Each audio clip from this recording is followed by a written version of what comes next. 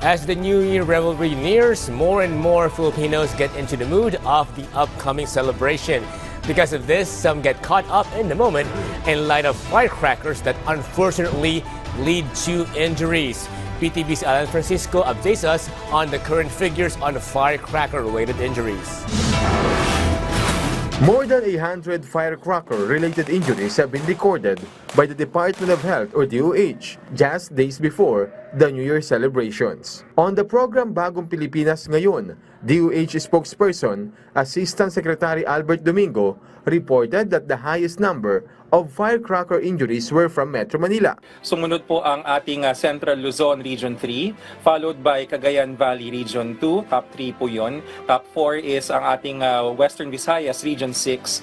And then ang top 5, dalawang rehiyon po ang nakatay doon ng ating Ilocos Region 1 and ang ating Central Visayas. 6 sa bawat 10, mga 64% yung sinasabing actively involved. The main cause of these injuries is illegal firecrackers, including Boga, 5-Star, and Piccolo.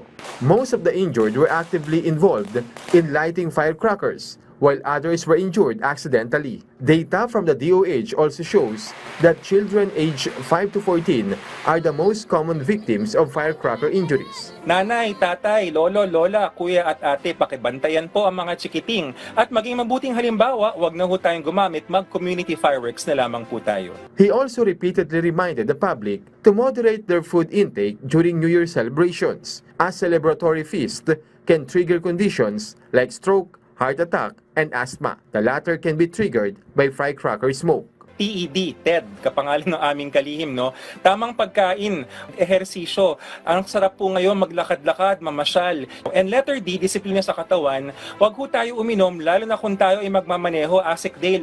Ang isa pang binabantayan namin yung road traffic injuries. At may natala na ho tayo sa road traffic injuries na mga 284 simula December 21. Hospitals nationwide are on code white alert for the New Year celebration until January 6, 2025.